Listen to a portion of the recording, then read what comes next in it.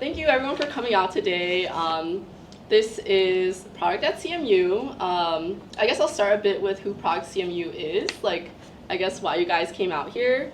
My name is Anna, that's Tilly. We're co-hosting this, but we're also co-founders of Product at CMU. We both recently just graduated from CMU, and that is where we started Product CMU. So we started it last year as students when we were recruiting for PM jobs. Exactly. And we noticed, we met on the Lewis Lynn Slack channel, and we were like, why did we have to meet on the Lewis Lynn Slack channel? Like, we both go to CMU, we're both recruiting, maybe we should have just been talking to each other from the beginning. And so we started it during our last semester of college together, and it turned into a huge hit. On campus, I think over 200 people joined. I think now there's over 600 people on campus, and the SV campus too. And since it was such a huge hit on campus, we were like, let's start in the Bay Area, because that's where we were both going. So we were like, why stop? We found a similar amount of interest with the alumni side of things. I feel like people have been saying, there's the most amount of CMU graduates in the Bay Area in San Francisco, but for some reason, there's no alumni organization, there's no way for you guys to talk to each other. It's just kind of weird all around. And so we kind of wanted to fill that gap. We started a couple of months ago. Still pretty new. You guys have been here for a while. You haven't seen us around. So here we are. Our goal is to throw events around the Bay Area, South Bay, San Francisco, hosting meetups so you guys can all meet each other, talk about important things, kind of network, get to know each other, learn from each other. And that's a bit about ourselves and our goal. Tilly, do you have anything to say? Yeah, and also if you have interest in joining us as speakers, or if you are just interested in hanging out with us, going on hiking on the weekend, or doing some crazy things, just feel free to join us. And also currently, I think we are mainly still serve the CMU community, but specifically for this kind of special professional event, we will open up to the public. Just want to kind of gathering that momentum to help people to talk about the crazy stuff happening in the industry. That should do. And I guess I will just introduce myself a little bit. I just have a round of introduction just around our speakers, and then I will have just all of you to give a really brief introduction. So I'm Tilly. So currently I'm a product manager working at ServiceNow. I think yesterday was my half-year anniversary at ServiceNow, so still pretty new.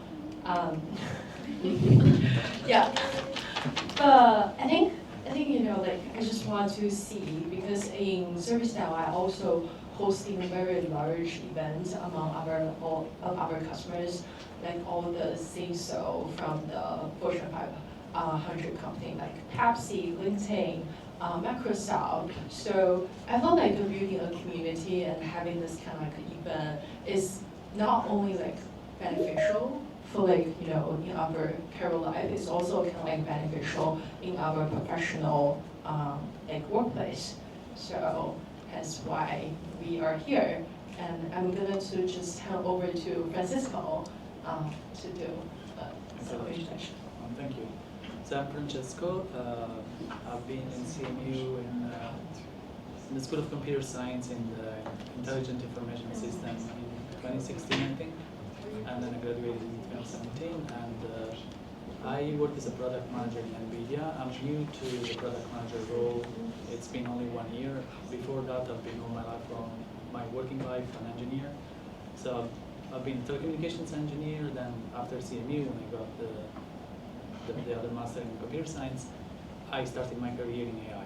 So now I work in a team in NVIDIA where we're building all kind of software for deep learning, core deep learning software, like for instance,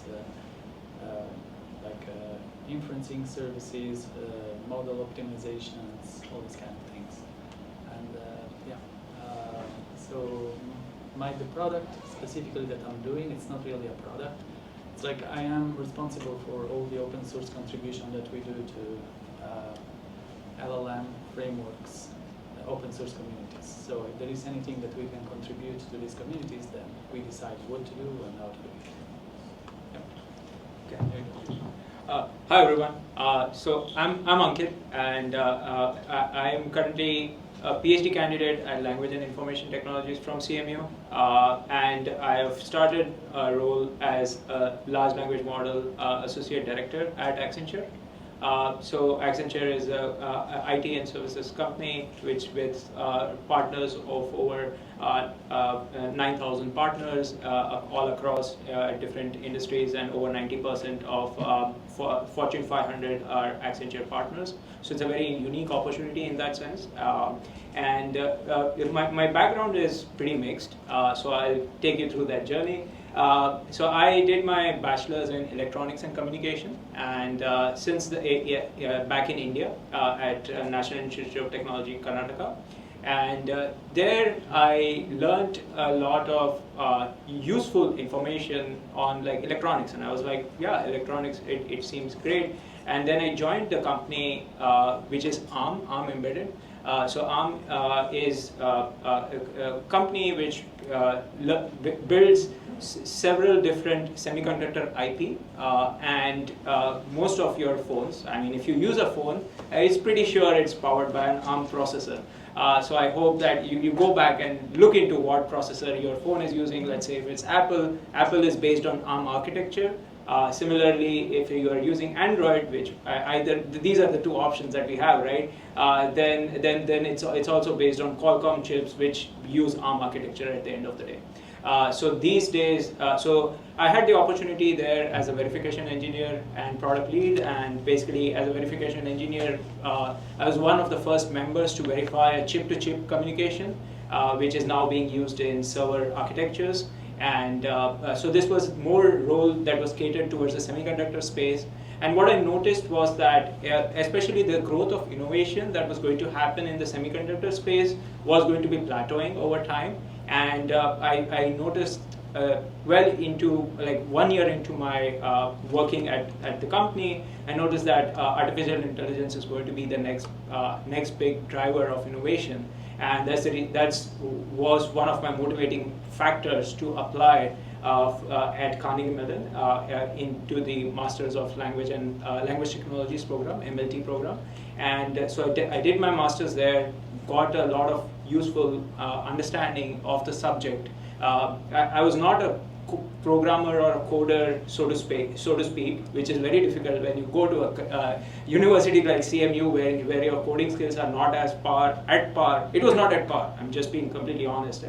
To the best coders in the world, but it took a lot of effort, and now I can probably say I'm actually one of the best coders out there. So it takes a lot of effort to get there. And then after my master's program, I worked for a year at a drug discovery startup, MIT-based drug discovery startup, ReviveMed, and that was also a very unique opportunity and amazing platform to build drugs using deep learning-based approaches. And then I got back into the PhD program, which is something I always wanted to do. And I was able to work with my fantastic advisor, Professor Bhiksha Raj, who is very well known. I mean, if you have taken a CMU from CMU deep learning course, I'm pretty sure most people know who he is, and he's a fantastic advisor, and it's been a great working experience there. And right now I'm working at Accenture as a product lead and associate director. So I have a lot of responsibility in terms of building a roadmap and leading teams for various different client portfolios, building solutions using generative AI. Thank you. I'm very excited to be here. Just add one note is like I dropped that course because it's too hard. I just want to graduate. Okay, you go. All right, my name is Varun. I am a senior product manager at Autodesk working on virtual reality and augmented reality. It's the product we launched in November is called Workshop XR. It's around a virtual space for architects and engineers to collaborate on designs before they're building buildings and things like that. Prior to joining Autodesk, I was at CMU doing software management. So back in 2016, 2017, And then I interned at Autodesk in their machine learning team, got a job, was part of their data team for a while, and then 2 years ago, 2.5 years ago, I moved to virtual reality. Before that, I worked in hedge funds and a bunch of stuff that I don't want to bore you guys with. If anyone's curious, hit me up. All right. All right. Hi, my name is Anna. I've already introduced myself, but right now I work as a PM at IXL Learning, which recently turned into America's largest ed tech company. So I'm pretty passionate about education. I don't currently work with anything AI related, but in the past I've been a PM at Instagram where I led the computer vision team related to how we tag photos and things like that. And I was also the PM at Motional, which is an autonomous vehicle startup where I worked on the user experience side of building robo-taxis. So I have a bit of interest in AI as well, and hopefully I can ask some good questions for you guys. And how about we start with Pranathi in the back there, and we can kind of go around. Yeah, sure. Hi everyone, my name is Pranathi. I graduated from the software management program in December 22. Currently I'm a product at Salesforce in security. Nice to meet everyone. Hi guys, I'm Arvind and I'm not from CMU, so being honest with you. I'm working as a PM2 in security with Salesforce, but Salesforce is Pranathi, so I'm just tagging along with them. Interested in AI. Yeah, hi everyone, my name is Kevin Xie. I currently work as a founder in my own startup. It's an AI interview evaluation product. And before that, I was like all over the place, like most people. I started as a biomedical engineer and then transitioned to working as a PM for IoT, like healthcare to Meta, AR, VR stuff. So yeah, nice to meet you. Hi everyone, I'm Joni. I'm a designer, very different from the rest of you. I'm here to support my friend. We went to the same program as CMU. We did human-computer interaction, and just really happy to be able to learn from everyone here. Hi everyone, I'm Sarah Lian. I went to the same program as Joni and Yvonne, Master of HCI, graduated last August. And I took a break after that, and now I'm looking for my options. So because of my background before the program, I was doing global trade for 10 years at Seagate Technology and Google. So my friends were saying that because of my business background, maybe look into product manager positions more suitable for my expertise. So here I am learning more from experts. Hi everyone, I'm Lucy. I didn't go to CMU, graduated from Houston. I currently work do strategy and analytics. I work at Overhyped, where I help people buy and sell houses. Hi, I'm Lee. I graduated from CMU a while ago, 2013, CS. Been a software engineer working at a lot of small companies and startups. So just a company called Data Health, virtual health startup. And AI is the big new thing nowadays. So more about it. Hi everyone, my name is Harsh. I work for Walmart as a PM in their customer care applications team, where they're looking into using LLMs to be able to solve customer queries proactively. I graduated last December as well, and before that I've just done some strategy roles. I'm Jaidev, and I graduated in 2019. And I am working at Cadence Design Systems as a software engineer, so more on the semiconductor side. Hi everyone, I'm Shreya. I also recently graduated from CMU. I studied information systems, and I'm pretty new to working itself. I just joined last week. It's my first job. Congrats. So, congrats. Exciting. Awesome. I'm working as a data analyst at Kickoff, and I am really interested in the product domain, so I'm starting right at the beginning.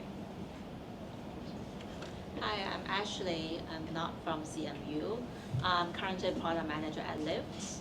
And we currently have quite a lot of exploration internally, both internally how to help our coworkers to improve productivity, as well as I think for us as customer service, we started to using LLM and generate AI. Hi everyone, my name is Lindsay. I'm also not from CMU. I'm Tilly's friend, so I'm here to support my friend and also learn the perspectives from the PM experts. Yeah, and I'm currently the MBA student at Mission Ross. Yeah. Okay, nice. And then we can have Sean and is Yvonne here?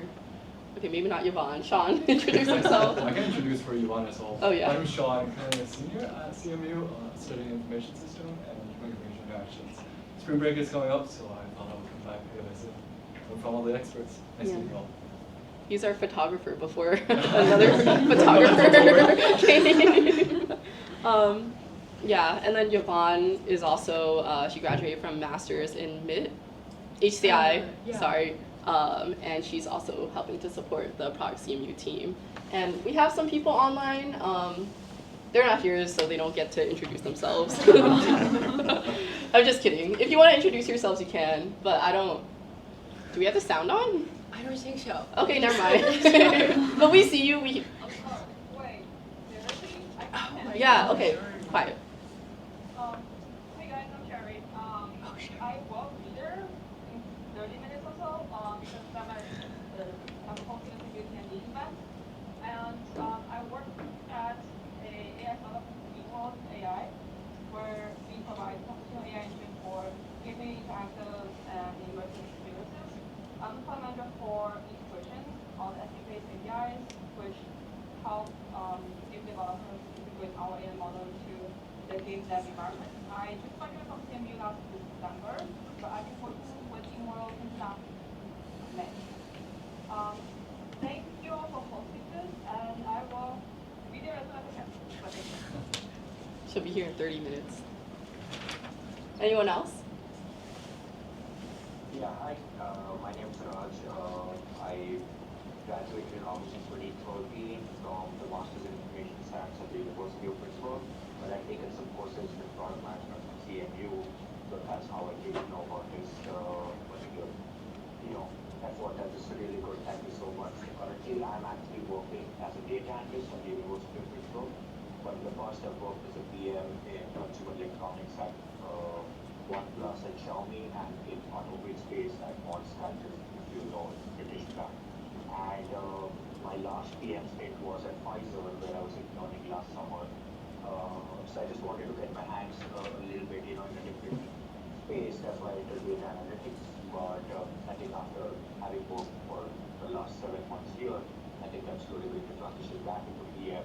So I think that's where I'm just looking at what's the market right now in PM and how people who are currently working in PM with new technologies like AI and machine learning implement their workflow and this year to understand from that. Thank you so much for doing this.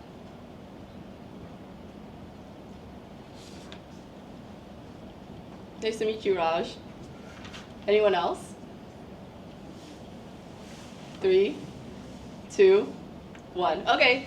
Oh, Yvonne's over there. Hi, do you want to introduce yourself? Oh, yeah, for sure. So, hi everyone, people on Teams as well. My name is Yvonne. I graduated last year from the Masters of Human-Computer Interaction program at CMU. I have 2 of my cohort friends here.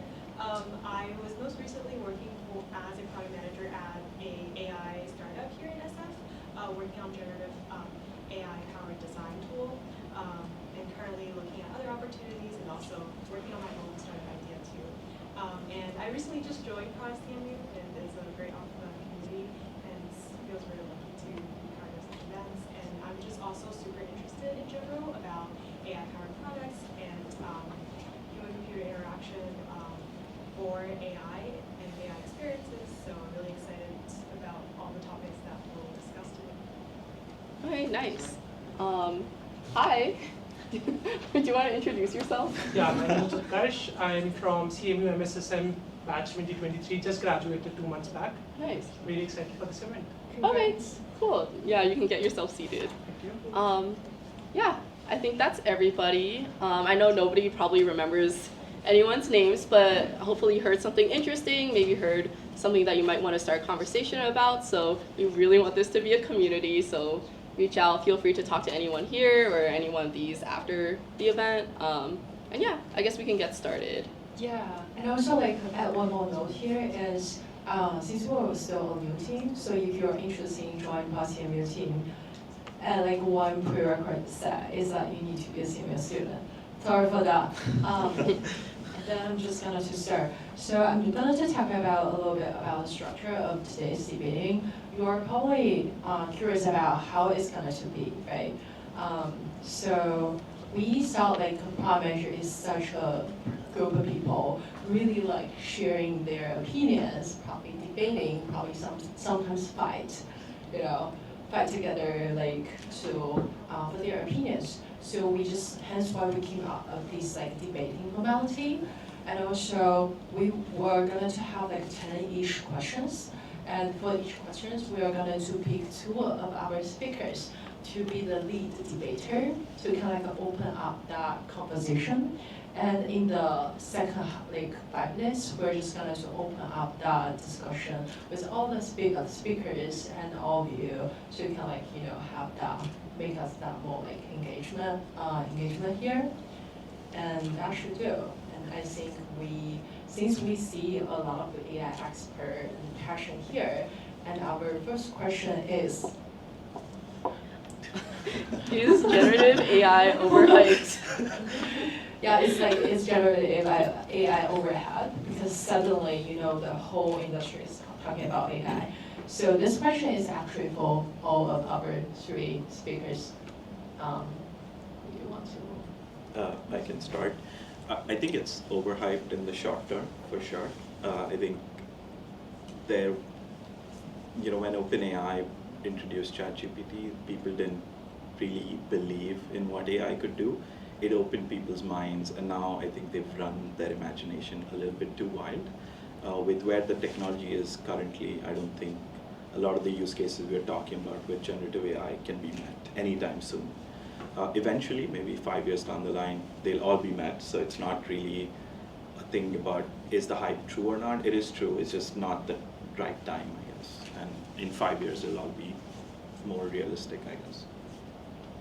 Yeah, thank you for sharing that opinion. I have a bit of a contrary opinion in the sense that I do think that to some extent, at least what people think that they would achieve in the near term, it is a bit overhyped, but I agree with the general consensus that in like 5 years time, we would see a much better outcome as far as some of these generative AI technologies are concerned. But as far as the overall landscape is concerned, I feel that there is a massive opportunity that lies around in this particular space, both from the fact that right now we are seeing various different tasks that as research tasks that were there in the field are being solved to quite an extent. And what we have noticed is that, especially for instance, right, like the generative AI started based on the using ChatGPT. Now, why did ChatGPT become so famous? It's basically a product. At the end of the day, it's just a search query, right? But what actually got most people hooked onto the system is that they were able to get personalized queries and answers very quickly, and they were able to engage with that particular platform in a more natural way. That's what you wouldn't expect from like a traditional search engine, for example, like Google, right? So when you search on Google right now, you're provided with a list of 10 top websites or queries where you are able to see those results. But when you talk about like large language models or the ChatGPT interface, the beauty of the interface is that you get all the information that you need in a very concise format without any kind of distraction. And then you can follow up with further additional queries in order to get a much better experience or an interface, right? So I still think that there's a long way to go as far as achieving some of the roadmap is concerned. So for instance, right now we are seeing models where the token length or the context window that is there, it is not as high as what one as human would be able to recognize or relate back to. So until and unless that is not met, I think that many of the use cases, although it is becoming better over time, there is going to be more of a plateau that we would see for next couple of years. But as far as like the overall landscape is concerned, there's a lot of value that one can add to different enterprises or different research use cases that generative AI can definitely enable in the near term as well. Especially in terms of like productivity, for example, people are going to be more productive and they're going to be able to learn better as opposed to what they used to do and correlate it from multiple different documents, multiple different places that they had they didn't know even existed in the first place. So is your stand, it is not overhyped? Yes, it is not overhyped in the sense that there are a lot of value use cases that are there, and there is still massive amount of potential that one can reap based on the generative AI landscape. I think we would this is moving overall in the right direction, and it would plateau to some extent for next after 2-3 years. But again, there are a lot of use cases that can be met using generative AI. Okay. Well, I also don't think that is overhyped. I think that's almost a revolution. And like I remember when I was in school and we were having this research, you know, everything's about research at CMU. So we were having these NLP problems which seemed impossible to solve, like even a simple question answering problem, or you know, semantic, these kind of things. Even the teachers were saying, "Oh, this is a very difficult problem. You know, it's a research problem." Now I can do it in 2 hours. I can put together something that just 5 years ago was impossible. So, and if you think about coding, like for instance, I always have these ideas, very creative ideas about things I want to develop, but I don't have the time to learn, UIs and stuff like that. Now, in like I learned to use React, just using ChatGPT, I can build myself without being a UI person, a product, something that I had in mind, and I can do it. It's really a revolution. It enables people to do a lot of things. So I don't think it's overhyped, and yeah, and I think that there will be a limit probably, like Ankit and Varun were saying about what's gonna happen with these models. There will be probably a limit to what they can achieve. But then I also think that there's all these papers coming out about agents, AI agents, and so maybe the models will reach a limit, but then there will be swarm of agents and stuff that will go beyond those limits. So yeah, I personally cannot foresee what the landscape is going to be in 5 years from now. I can see it's 2 versus 1, so it's not overhyped. Do you guys agree? Any other opinions? It's kind of, this is a debate, guys. We can't all agree. I will say this. So let's do a show of hands. How many people are using any AI tool in their life today? Okay, so maybe it's not overhyped. Yeah, that's cool. What use cases do you guys use it for? Like, what do you use ChatGPT for? Anyone? Mostly as a coding assistant. Coding, okay. Copywriting. Copywriting? Anything else? I've used DALL-E to generate images. It's amazing at it. Make my emails sound better. Emails. That's cool. Okay. As a product manager, I do my PRD with ChatGPT. One of the things I use it for is when we do customer interviews, I'm recording them, and it's a pain to synthesize that in like a readable format for the rest of the team, and I'm just like putting the transcript in and formatting it in a template, and it's like a game changer because I have like 2 or 3 calls every week, and it's just hard to like synthesize that in a like presentable fashion for people. It's just amazing. Right. Yeah, I will say, as someone who works in education, the kids these days are all using AI, and it's a really big thing that they're cheating. I remember, like I remember when ChatGPT first came out, there was a dip during the summer where there was less active usage than before. But then when the school year started, it went all the way back up and it reached new heights. So don't forget about the children, Liz. And also, I just want to bring up another user scenario is about the data analyzing. Because especially for data analyzing, right, when we're doing the heavy Excel, like currently which you can just throw the Excel into the ChatGPT and it will do all the VLOOKUP or the crazy stuff, right? Mm-hmm. Yeah. I have one question here to the guest. Now, you mentioned the value associated with using all those generative AI tools as compared to Google search results. But what about cost? I read that the cost associated with every LLM query is way higher than a normal Google search result query. So do you think this is sustainable in the future? It's definitely not sustainable. Currently, for instance, OpenAI, I mean, if you read the news, you would find that OpenAI basically lost over $500 million in order to operate ChatGPT in the first year.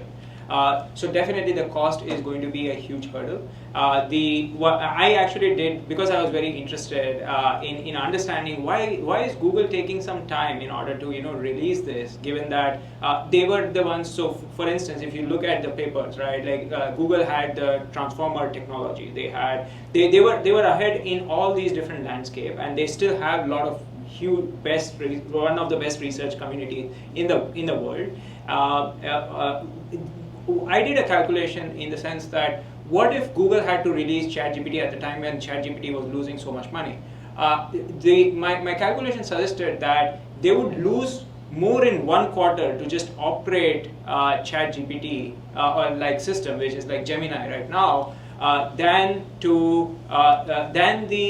annual revenue they would make in a year, right? So in a quarter they would lose more money than an annual revenue that they would make in a year. And still the numbers don't match. I mean, right now also Google has come out with Gemini, and you are seeing that they lost like $90 billion in terms of revenue based on incorrect output. So there are different use cases that are there. I think over time, definitely there is improvements that overall the research community is making towards improving the inference. So the inference costs are coming down. Over time, what is going to happen is that the GPU cost, what you are able to compute per unit of power, is going to come down significantly. So the price dollar per watt consumption is going to reduce significantly over time. And that's how a lot of these technologies evolve. So for instance, when we had mobile phones, right, the mobile phones became so powerful. Right now we have one of the best computers in our pocket, we don't realize it, than what people used to have like 20 years ago, right? So this is a similar type of revolution is going to happen in this space. So I'm not too concerned about that. Yes, companies are going to lose money in order to gain market share, and that's how eventually they evolve over time. Yeah. Yes. I have a little bit relevant question. It's like, do you think the cost can be as low as almost no cost? Because the internet business is basically like the more users you serve, the incremental cost is almost zero. That's a business model we have in the past decades. Do you think the cost can be that low, or there will be still costs involved? And a lot of business model today we have will be different because it's no longer zero cost business for internet business. I think it depends on the use case, because I don't think you will interact with AI in the same way you interact with the internet. It's going to be more the use case. So the same ChatGPT could be thought of as your Azure or AWS infrastructure, and companies building applications on top of that to supercharge their whatever use case it is, and they will bear the cost of that. So user may not see that, and it may just be baked into your subscription for Spotify, for example, like the AI DJ thing. I don't know if you guys have seen that in Spotify. That's an example. Like, we don't bear the cost. There is a cost associated with Spotify, but as a user, you don't see that AI component to it. I think that's kind of where it will go. Again, like if companies like Apple and Google come out with their assistants, it may be baked into their ecosystem and part of their hardware cost associated with it. So there's going to be different creative solutions on how they run these. I don't think you would do what we're doing today with ChatGPT, pay $20 and like use it as a search tool. Like even Arc browser or like Kagi and all of these like new browsers that are coming up, they're also, you know, kind of hiding that cost from you eventually. And Google would do it. Google cannot sustain $20 a month for search. Also think about small I mean, like there's a lot of community models that can be quantized and run on a consumer PC with a GPU, of course. And so if there's like models like Mixtral, they are on par almost with GPT 3.5. Next generation will be on par with GPT 4. So you'll be able to run these models on your PCs, and the applications will be able to run the models on your PCs. It's a progression. So we are going to move to the second question actually, because we have more challenging question come up. So the second question will be, do you all think will generative AI replace people's job, especially in your domain, like 3D modelers for the animation, AR/VR experience, you know, hardware? So this is also a question for all. Sure. I think that some jobs are definitely going to get replaced, and some would basically evolve over time. So what I mean by that is, so for instance, right, like a data analyst job over time is going to be more easier for people to perform, given the power of some of these approaches that are coming out, right? However, that does not mean that these anybody who is learning data science or data analyst, their value is not is going to get replaced. Why? Because at the end of the day, you still need a use case that somebody would want to pay revenue for, and at the same time you want someone to also analyze that data, right? The data is only as meaningful that you generate from any of these applications as what one can essentially consume. So there is going to be certain jobs which are going to see a transition, I would rather call it that way, rather than them getting replaced, and more jobs getting created based on the generative AI landscape. For sure, it's going to like the people who embrace the upcoming technologies and they really try to understand this particular landscape, they are going to have an unfair advantage as opposed to others. But over time, one would see newer opportunities and jobs getting created, as opposed to some of the jobs that we currently think are hard or difficult might get replaced with an easier task, and there would be other opportunities to even create those jobs in the first place, right? So for instance, right now, a lot of companies would want to hire engineers or technologists who know prompt engineering, for example, right? It was not a thing like 2 years back, correct? And so that's a new job which is getting created. But whereas someone who is working on creative writing, and it is going to see some kind of a hurdle unless you are one of the best creative writers in the world. But the value that is going to get associated with certain tasks which are becoming easier over time would get replaced, and they would want to learn newer skills, which is also becoming easier through these models, right? So, or these approaches. So yeah, that's my viewpoint. Yeah, for me, it's I look at AI as reducing the barrier to entry for more people. So I don't think of it as like replacing jobs. It just creates more equilibrium on like adding more people to the baseline, like what everyone can achieve. So an example being, if you're a coder in a specific language, you need to know certain keywords to search in Google to find like the perfect like article which would describe what you're trying to achieve. Today, you have ChatGPT, you just put what you're trying to achieve and it'll find it for you. You don't need to have pre-learned that particular keyword or whatever. And that is the difference. Like I think it gives people without knowledge a lot of, like supercharges them. It's like what Wikipedia did to all of us. Like we have wiki access, you search a topic, you get this wealth of information. And I think that's where ChatGPT and like tools like that are going to make the baseline more intelligent, which in turn will kind of augment jobs, because now currently we have specialized jobs, like a designer is designer for web UI, or a designer for 3D is like assets, is a completely different specialization. But eventually the same designer, if they have creative knowledge, can now build on both platforms, right? And can like build on that knowledge. And that's kind of where competition will get harder and how jobs will then change, because then you'll start to try to find what is that unique proposition that you bring to the table as an employee or as a person in the job workforce compared to others who are, having access to that same knowledge just because of AI. Nice. Thanks. So I think the job things depend on, you can see short term, medium term, or long term. And I agree with you, short term. Medium term, I don't know. I mean, a lot of jobs are gonna be obsolete. I think like all the data center operations, all those people that are doing all this system management, all those kind of things, all those things will be automated. A lot of engineering coding will be not needed, because there's all these co-pilot things. There's you just talk and you get the code and you get the application you want. Everything is going there. So there will be a lot of job in the software development that will be lost, probably medium term, not immediately.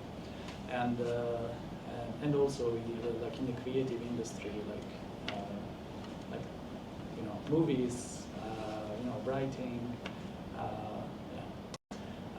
But this can become complex and very philosophical question, whether these machines will be more creative than a human.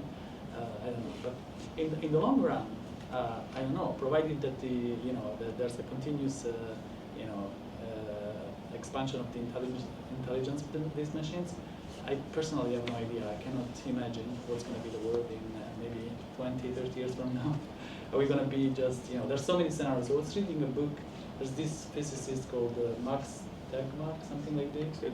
Yeah, he wrote a book like Life 3.0, and he, breaks down all the possible scenarios as well that can happen if there is this growth of the intelligence of the machines. And one of them is that we will live in an age of abundance, where no jobs are needed. We will just have food and get fat, and everything else will be done by the machines. But we'll see. I cannot imagine. I generally view it as more like a job transformation that would happen over time with enhanced productivity that one would have over time. So it would be more like a transformation, and it's exciting to see where that leads us. I also think I disagree on the creative side. I feel AI will not replace creative jobs, at least the way I see it, like movies and stuff.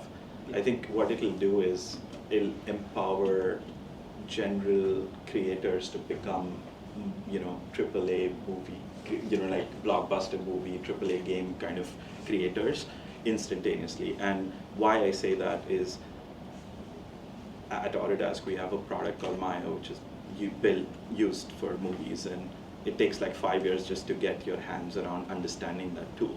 And we joke about it as like, it's such a barrier to entry for other products, or even like people who have knowledge in using the tool.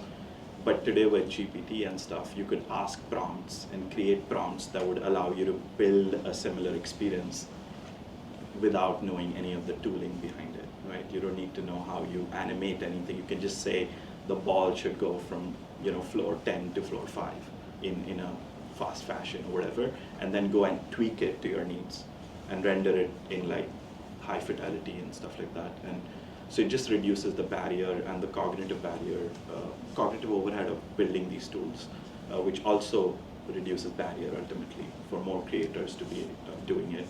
With even like virtual reality coming in, it's like, I think of AI as one of the inputs in building. Like currently we are so used to keyboards and mouse, and you can see there are a bunch of keys on your keyboard.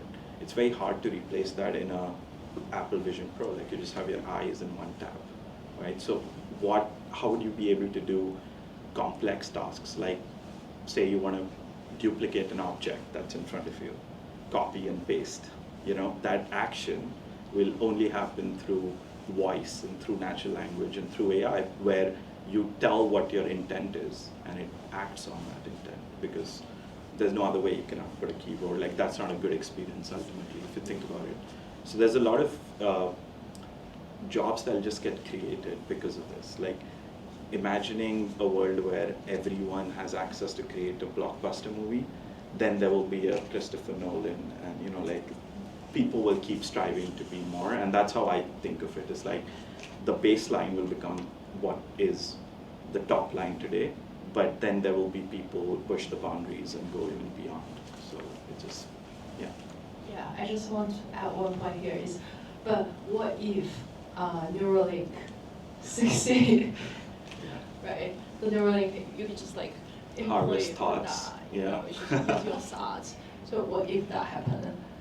I mean, they will have to use machine learning to do it. I mean, Mark Zuckerberg just casually dropped that he wants like a Neuralink thing, which is not going to be you know, like, it's not going to be intrusive surgery. It's just doing electric signals through machine learning, because they're mapping, predicting, you know, certain signals, give certain actions, and so AI will be part of it. You know, it has to be. Even in the Apple Vision Pro, for example, the hand and eye tracking, if you first use it, it's actually, it doesn't work as you expect it to. It's clunky, but the more you use it, it gets better. And it's, I'm telling you, they're using AI to, like, machine learning to basically learn your hand movements, and that's why, you know, it gets better. So it'll always be there. I don't think AI will, you know, like, AI is just like electricity of the future.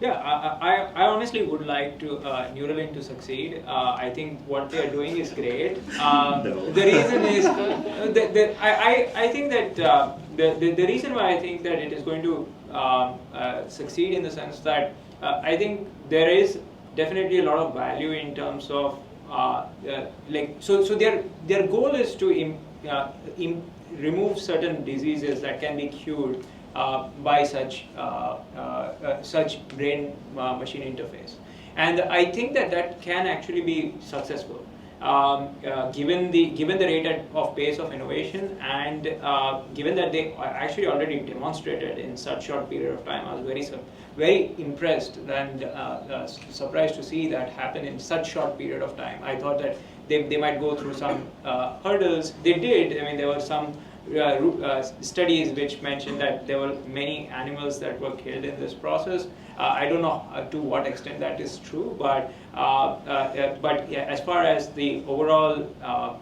like mission, the reason why they are doing it is concerned, I think it is going to be pretty exciting to see what future holds.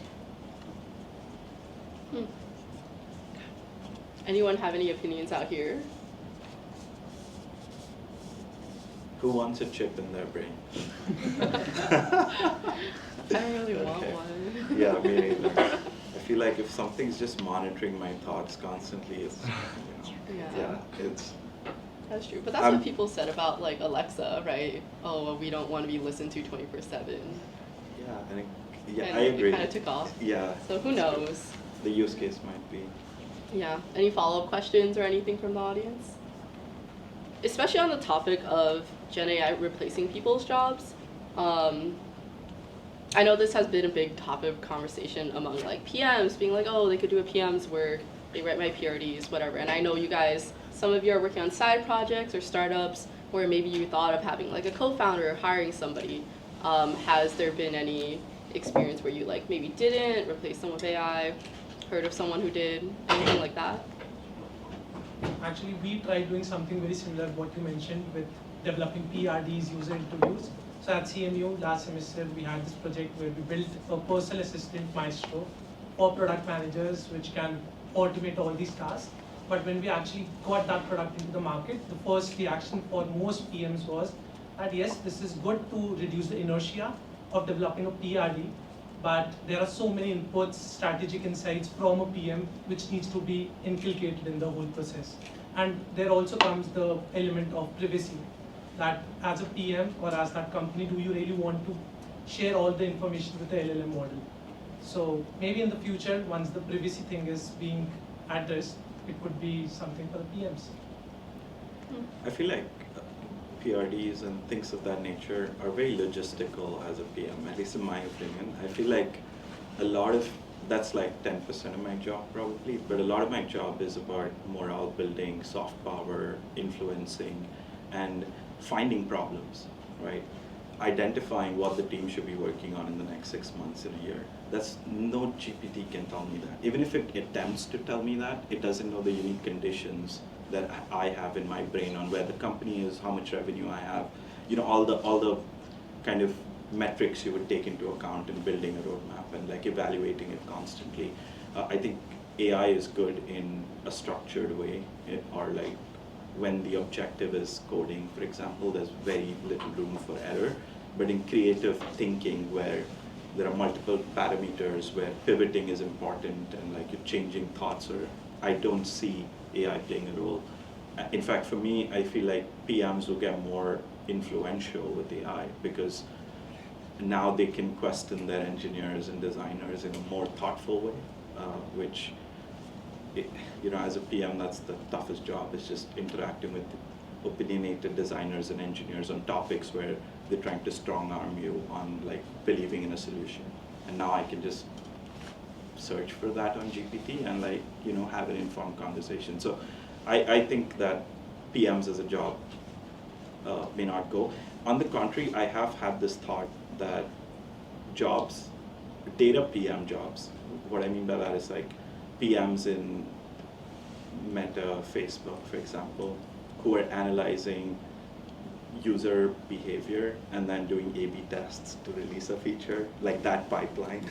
I think that can definitely be automated, you know, where there's no intelligence that you bring into that system. It's very much user behavior to A/B testing feature to releasing it, and that's data heavy, data driven. Like you never even know the customer. The customer is just a data point for you.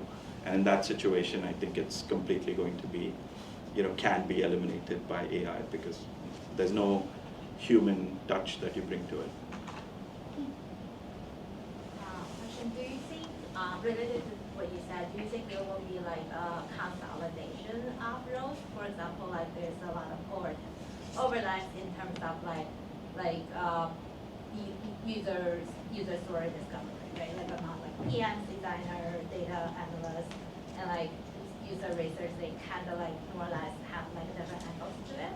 So within AI, do you think these roles could possibly consolidate into like one role and then like one person could do them all, and then that kind of like consolidation, and people become more of like a generalist, you know? Like, Yeah. Yeah, go ahead, sorry. Yeah, I think that this would definitely be one of the possibilities for certain type of roles. I don't think this would be a danger for all types of roles, for example, right? So for instance, like over time, it could be that, you know, companies would prefer employees who have a wide range of interdisciplinary thinking abilities. So your capabilities in terms of synthesizing information, generating newer algorithms or innovative approaches is still going to remain relevant and valuable. So as far as like different roles are concerned, yes, some roles might get consolidated, some roles might get enhanced in terms of what is being expected of them. Or so there will definitely be some transformation in this regard.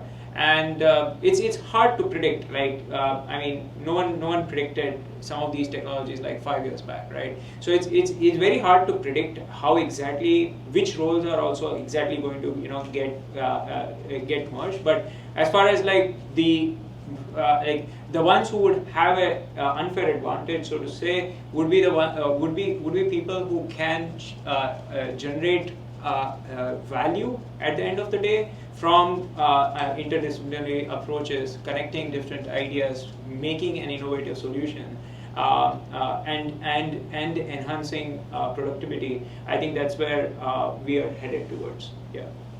Yeah, I just want to add, like, I think it's just going to increase the amount of features we can do. Like, so things like product operation jobs, I don't know if you're familiar with them, but they help PMs like build insights about a feature, right? There's a whole new vertical now in PMs, which is just product operations, and those kind of roles could get eliminated, but at the same time, you can think of it as it empowers them to build features. Like those same people can now be repurposed, as Ankit mentioned, as being a PM and suggesting more features. And now, as a company, with the same resources, we're suggesting 20 more features.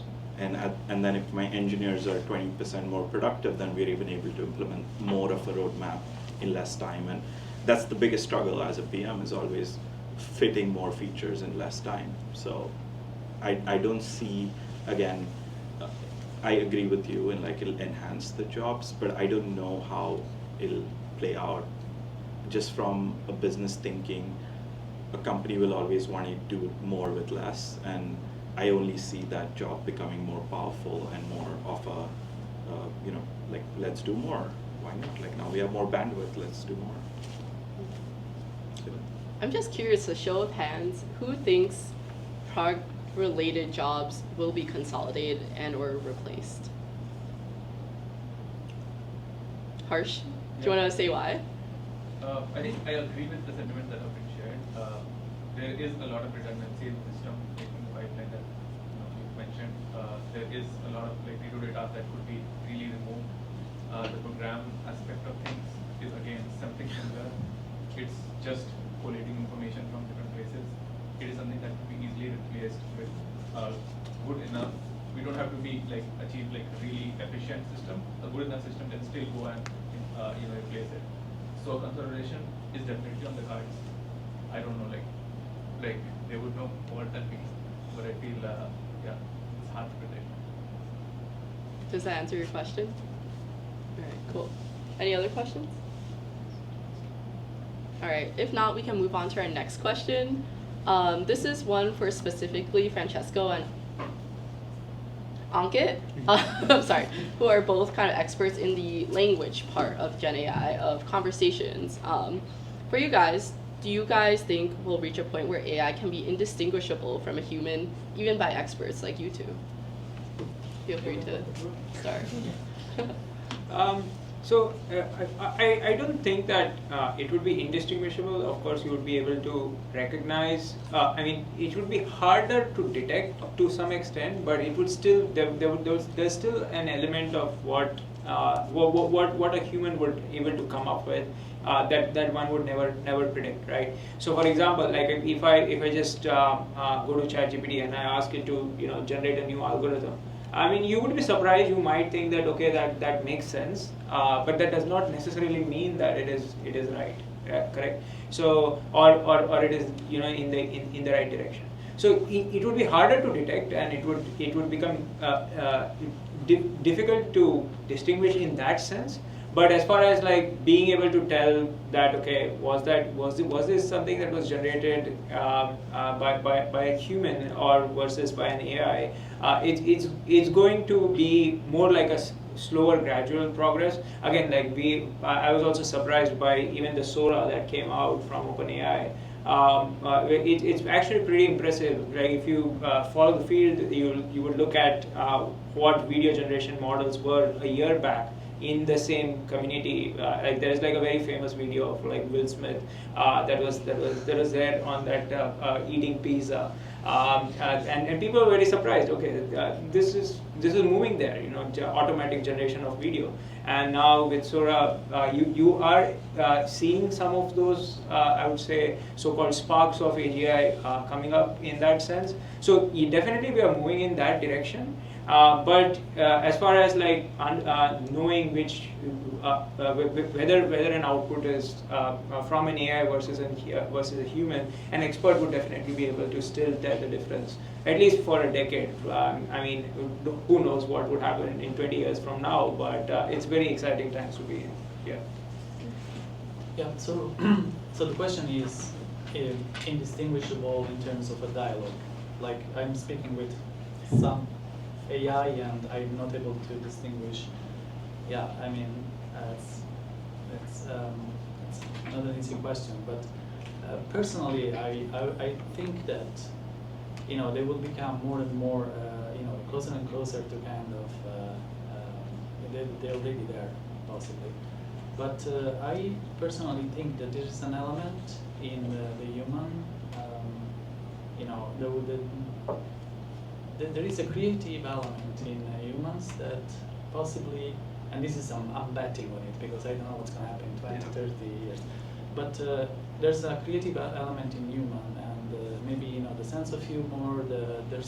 There's something that is possibly connected to the fact that we are a sentient creature, we have consciousness that machine don't have. That's always going to be a differentiating elements between the humans and the machine. So they can get as close as they want to us, but I can, I don't know if they will laugh at my jokes. So we'll see.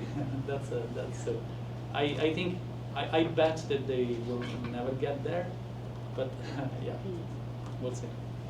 I want to add to that. Like I've thought about this like from clickbait standpoint. Like I think it depends on the generation that'll get affected by it. So maybe us, we will get fooled by AI as we get older, but the new generation of people will understand the difference. And that's kind of where I'm betting on it, because it's like clickbait. There's a generation of people who get fooled by clickbait, and that same title and that same thumbnail does not fool a younger generation. And it's just fascinating. It's the same thing, it's just how you grow up, how things, like it's that elasticity in children and stuff. So I think the new generation which will come, grow in an AI-filled atmosphere will always recognize what a human is to an AI.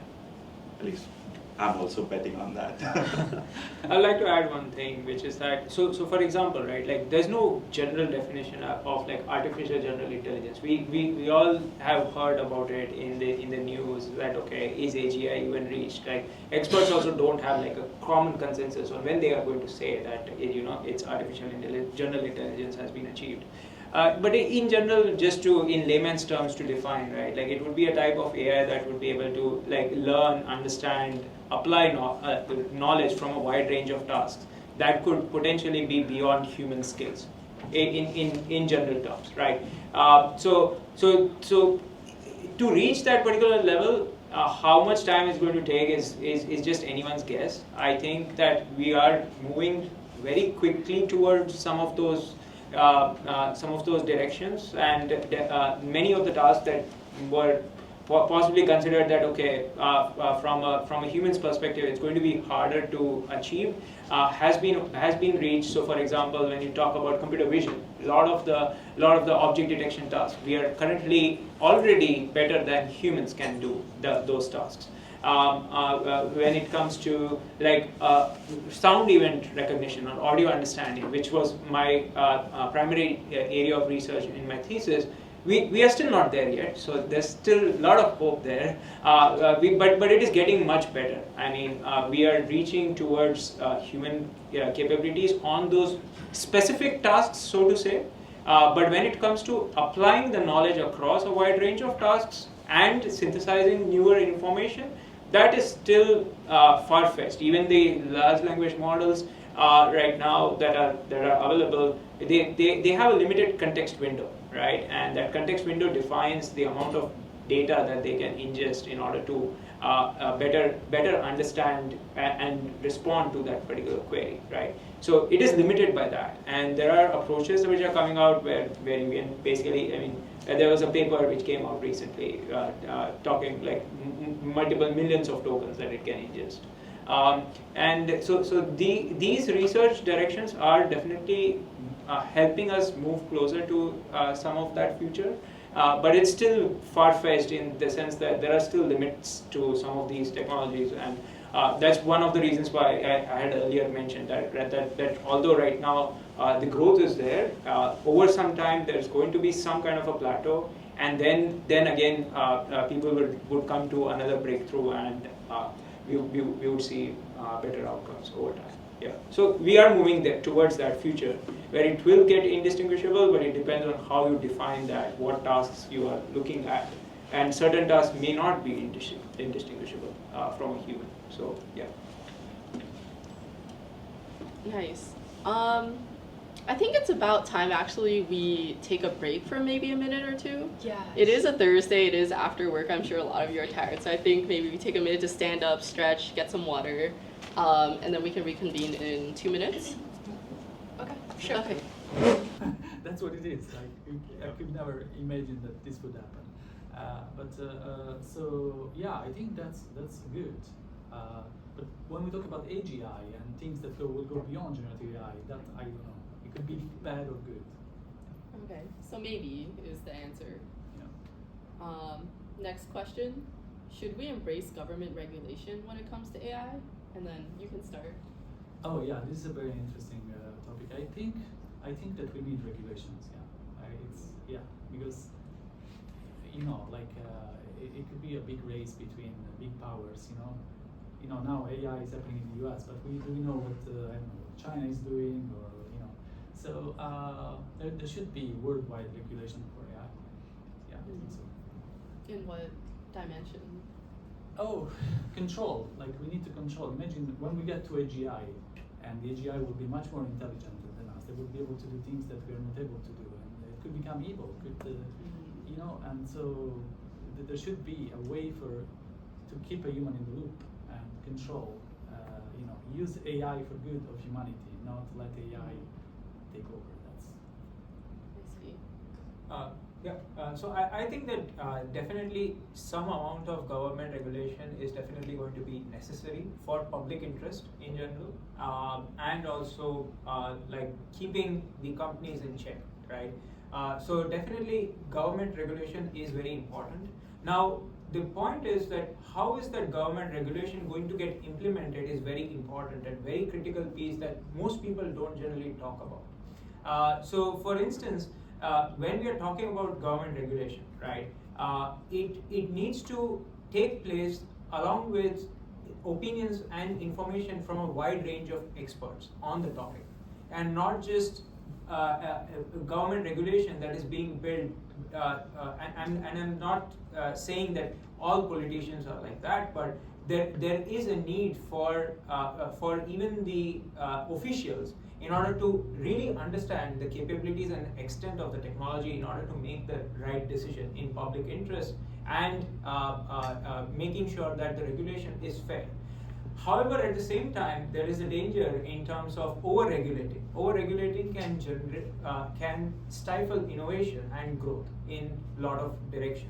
And over-regulation could also imply that governments get more power than they need to have to a certain extent over what certain companies can do, how they can release different products, what is the norm that the society would consider. So, for example, let's say if there was a lot of over-regulation in terms of electric cars, we would not see the way Tesla has currently succeeded without any kind of government subsidy, right? So that type of support from the government, while maintaining the fact that these electric cars needs to follow National Transportation Security Board guidelines, is very critical and an important piece towards moving to the right direction. So the way government has approached that and created different regulations, similar regulations would need to be there for AI, and how they get implemented is like a more critical piece here, which needs to be talked about even more. It is important, it is necessary, and how it gets implemented is very critical. I feel like I agree with the sentiment of regulating stuff in general. Like if people want to regulate Facebook and all the harm it causes, I'm all for it, right? But I don't think it's physically possible to do it. Like how would you regulate AI? There are 3 steps I see in AI. Is like input of information, like data, where it's coming from, the lineage of it. Maybe you put in some copyright laws in there, and it's going to be impossible to find where information is coming even after that. Like it's hard for people to, on the outside, really know what data was used to build the model. What hardware was used to train it. Maybe you can regulate that. You can say you can't sell to ABC companies, but again, that's maybe 50% regulation. There'll still be actors who will get their hands on stuff through different means and be able to train their data on that hardware.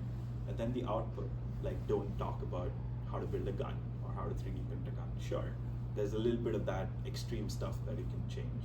But in the middle, I feel like overall it's impossible to kind of regulate anything. You can only regulate at the fringes of things, and by the time governments step in, it'll be too late, because they always have this idea that it's fascinating. It's just psychology, right? You think that there's another person outside the room that is not agreeing to stifling their innovation and might be, an adversary against you, whoever that is. It could be a country, it could be a company, it could be anything. And that competition, that human spirit, it'll just will never allow us to truly regulate anything. So I believe we should, but I think it's impossible that we'll ever land up doing it in the time frame that innovation is happening, or in a meaningful way anyway. Is this something that you guys are considering as you guys are working on AI-related products? Like, do you guys have those safeguards in terms of control, in terms of bad actors? Is that a consideration? Yeah, I mean, one of the products it's part of the product I have is called guardrails. So, but that's kind of to help, contain what comes in and out from large performance. But I thought we were talking about regulations from governments and the AI. That's like, how would they even evaluate like how you're regulating stuff? It's just hard. Yeah, but I was thinking more in terms of the usage of this thing. Imagine you have a very powerful machine like a bomb. There needs to be regulation on who is using that bomb. The same thing is going to be for AGI, because it's going to be more powerful. It's going to put humanity at risk. So at least in the long run. So that's the kind of. But there's a physical aspect to a bomb, which is easy to regulate. That's why I'm talking about like how would you regulate, right? Yeah. The way people cannot regulate social media, like whatever things. I mean, there are bad actors recruiting stuff for bad action on these platforms. Can you regulate that? It's impossible. And we can try, we can put barriers, but people get smart and like go around it. And that's where I think AI is unique, because it's at the software layer, which is it's undetectable. Like it's not physical. Like the only aspect of is hardware. Like I can, so you just don't get access to the chip to train it, and that will stop you for a bit. But I mean, it's not really a bomb. It's it remains to be seen now. I would like to just point out one quick example on what you just mentioned, is that it's hard to regulate AI. I completely agree with that point of view. And at the same time, I'd like to just give everybody an example that like the government of Italy basically blocked ChatGPT when it came out, right? However, people did find ways in order to get access to it either through VPN, although it was not legal to do so. They did that. And it's there in the news, right? So it's to a certain extent, definitely governments can regulate or control, but then after a point in time, so for example, like regulation at an international level becomes a whole another topic in itself. Like how do you control different governments? Like each government can have their own regulation, but how would you even, like there are a lot of difficult conversations to be had there when you want to talk about regulation at a government level, international level. Who is actually the people who would decide that, right? It's very tricky topic. Definitely needs to get more attention, and definitely we need regulation very fast and with better implementation strategies and approaches. This kind of reminds me of what I did before as a global trade specialist. So what happens is that there are export controls. I'm not sure if you guys are familiar with that. So for example, if you are selling IC chip and then somewhere else the bomb goes off and then they found this IC chip from your company, then you are penalized for that. So it kind of reminds me of, for example, if you build a bomb through this AI information, maybe they can, through the human, trace back to, okay, this information came from this company, and this company will get penalized. So it goes back to the company. They need to figure out how to control it, not the government. Yeah, exactly. I don't think governments can do that. Like with software, it's just impossible. Like export controls also, like we don't sell software in certain regions. That's like government law. But we know, like I have data that shows that there are people accessing, using cracked software in those regions, and you can't do shit. Like what would you do? Like you don't have control, and like people find creative ways because it's so easy to go undetected with software. Like we can get penalized after, but then like it's what companies do today is like, I'm not liable on how they're using that. I built the product, I tried to create safeguards on not selling it, I didn't profit from it, they found a way around it, next one won't happen, that's it. So it's not really, it's after the fact, you can't do it preventively, and that's where it's concerning. Exactly. I just want to add one note here because I currently work at ServiceNow in risk and ESG domain. So what we are doing right now is exactly governance AI, right? AI governance. So I would like to say probably like government will be like too slow to kind of like step into this space, and kind of like it's hard to make that expectation, right? But I would like to say from my perspective, probably some of the company who's doing B2B, who's like serving that kind of like IT risk management like us do, we can drive that governance because we have the specific data from each company, and especially I would say like the real regulation probably happen inside the company, not in the society, right? Because the privacy issue, because all the company like forbid like employees to put the data into the ChatGPT, right? And also that is gonna to connect it to the next question is, should company train their own models in-house, or they should connect to OpenAI or other external AI company like Anthropic? Well, it depends on the company if they have privacy concerns. But it depends also what you mean by training, like pre-training from scratch a huge model, or I just say fine just tuning? like from scratch. It's from build scratch. that large language model from scratch. Oh, but that's very expensive. Like I Yeah, don't that's believe what it's super expensive. Yeah, not feasible for everybody. What's feasible is that there's a base model, maybe one of these community models, where they know what data has been trained on, and then you can fine tune those models. Yeah, and yeah, that's gonna be the standard for enterprise, especially in companies that have specific data, like software companies, legal, or depending on the vertical, financial. They will have their own specialized models, fine tuned on a base model, and yeah, it's gonna be the standard. How about the large company? Like, because we know like Google, Microsoft, all the like large corporate. Do you think they should like develop their? Like Google has their own models. Yeah. And then Pre-trained but they from closed scratch. it. Huh? But then they closed it. They closed Gemini closed image generation. Right.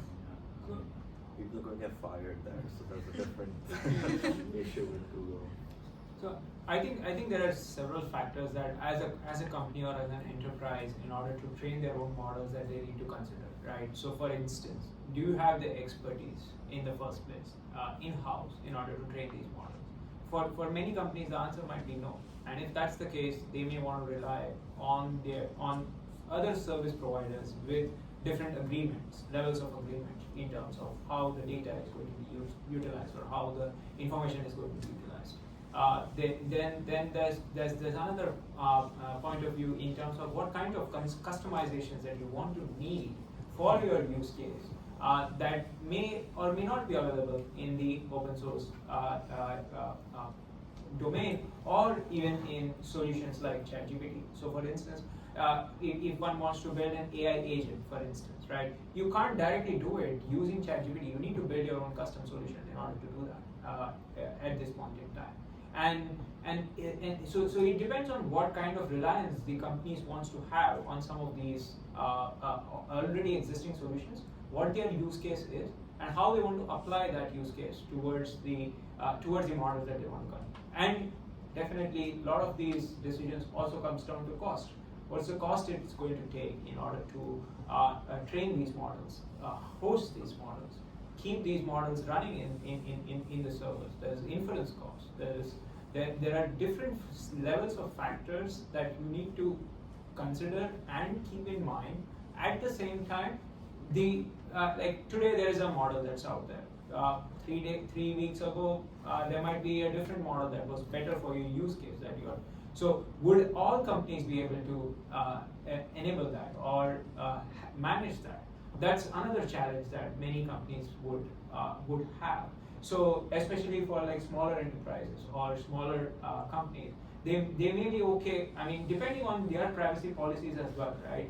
They may be okay to reuse service that is available out there, or they may want to have a different kind of licensing agreement for example, a partner like Accenture, which is also building systems for different companies, right, or services.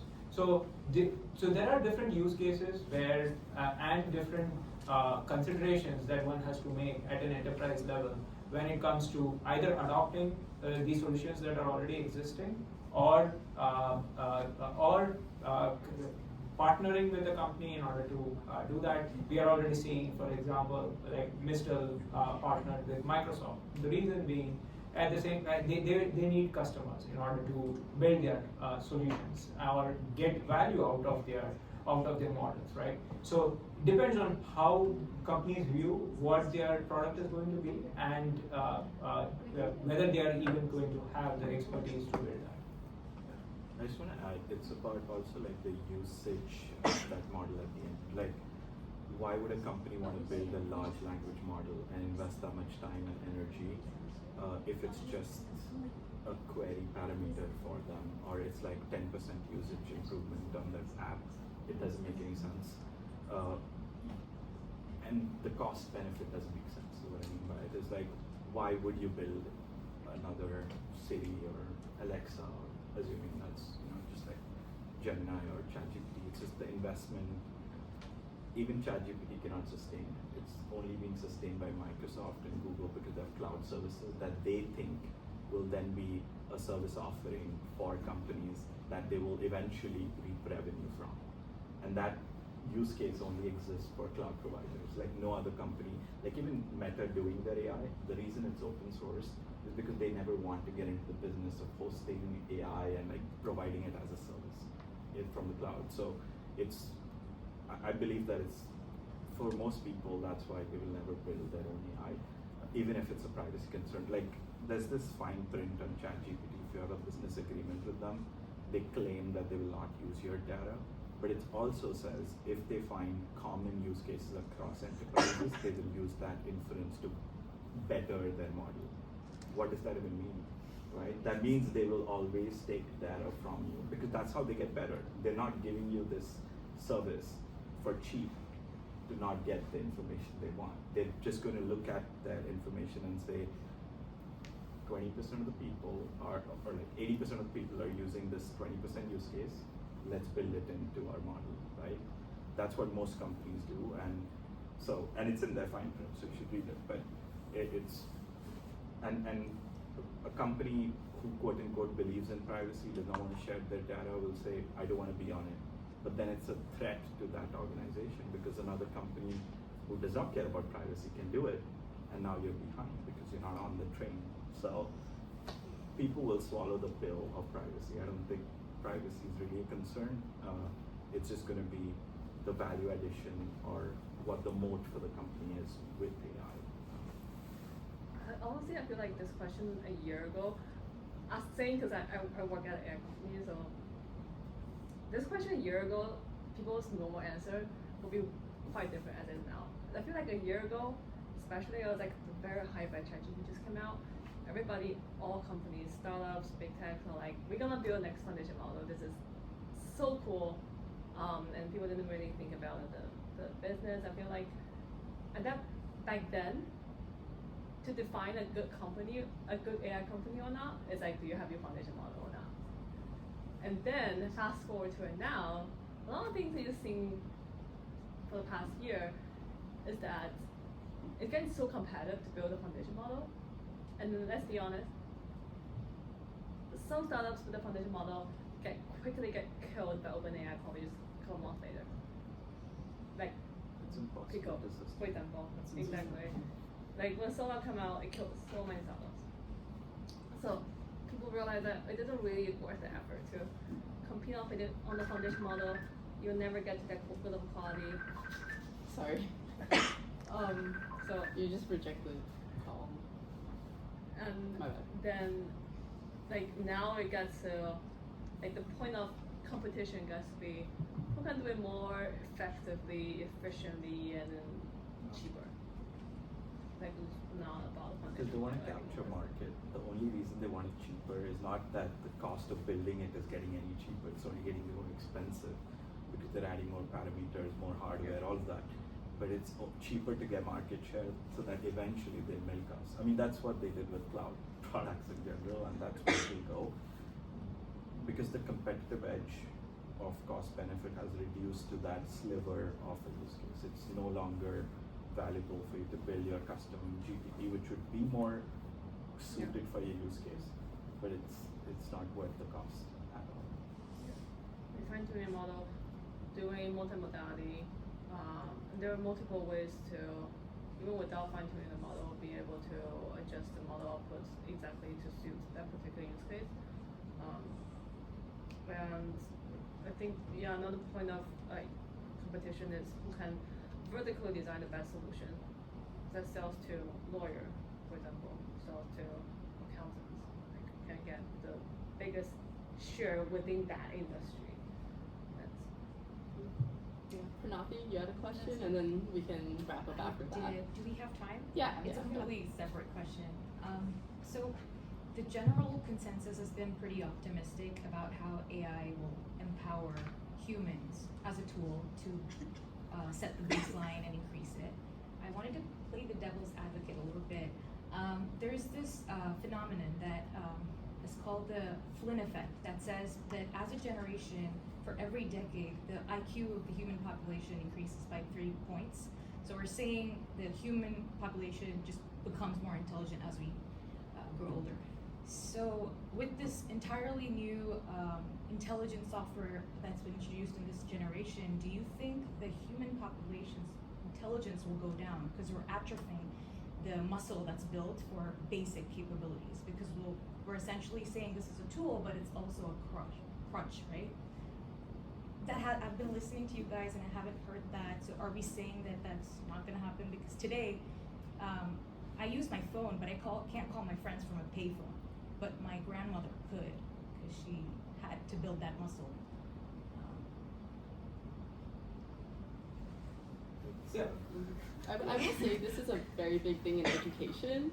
Right. As someone who's working in this space, there's a lot of children, teens getting their hands, and a big part of education is, learning how to critically think, write out the essays, even if it's bad. Like the hard part is what makes you learn. And it has been a thing where like maybe kids are too used to tablets and they don't even know how to use a keyboard or a mouse these days. And there's a lot to do with like, adults assuming like kids just know how to use technology, so they never teach them even how to properly use the technology. So that is a big problem in the school system with our kids, the next generation in general.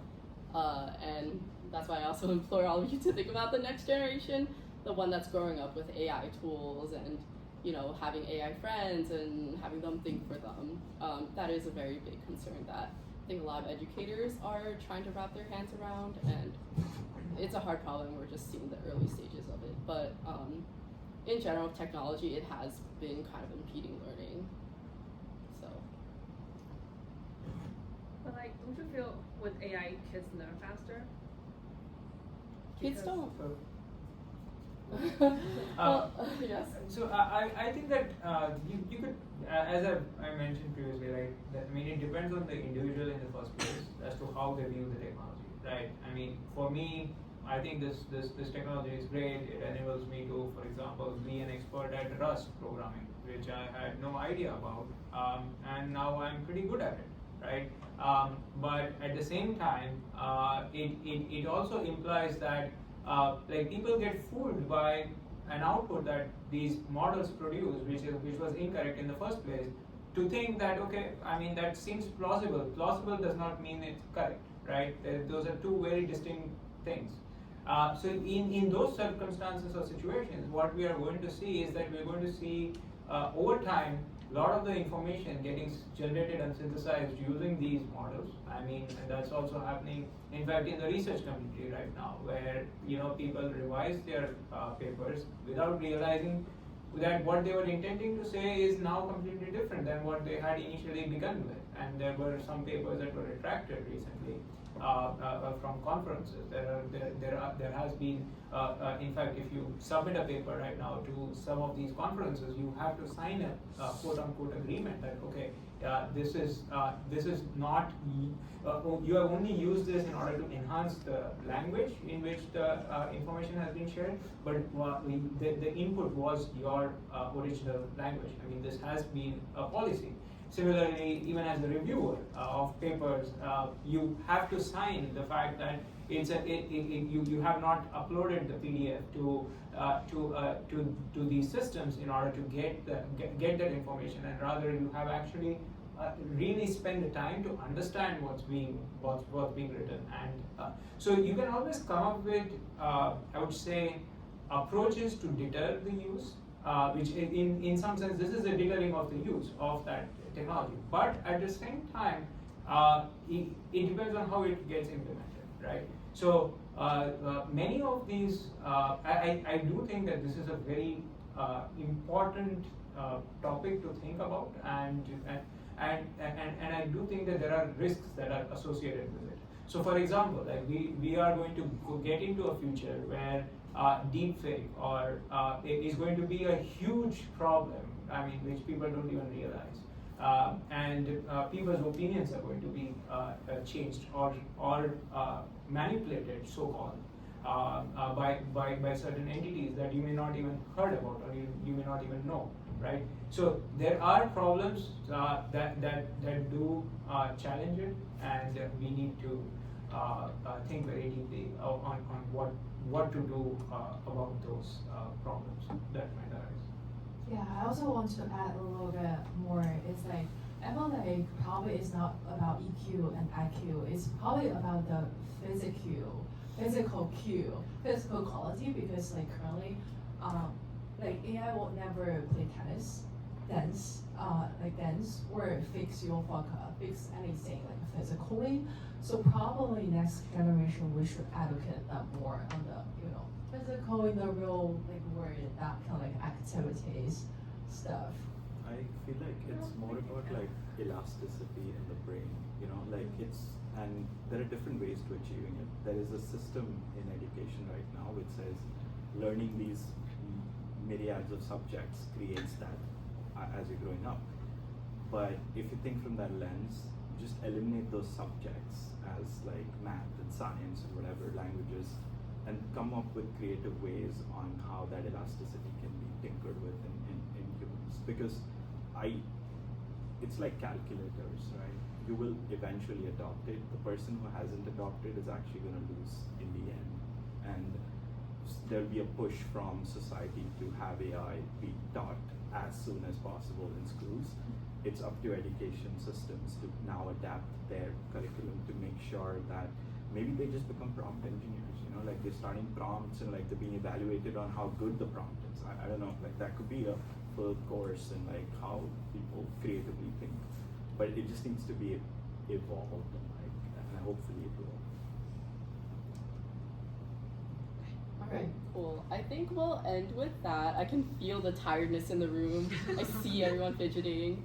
So how about we end with some closing thoughts, just like some short thoughts, and then we can kind of wrap things up. You can start. Okay. For me, AI is mainly a UX change. I think as PMs, we should think about how the product is going to get impacted from the user experience using AI. Forget the technology, forget like it talks well, it does that. I'll give you an example. ChatGPT came up with a text-based prompt system. But prior to that, general bots were thought as Siri and Alexa, which are conversational, right?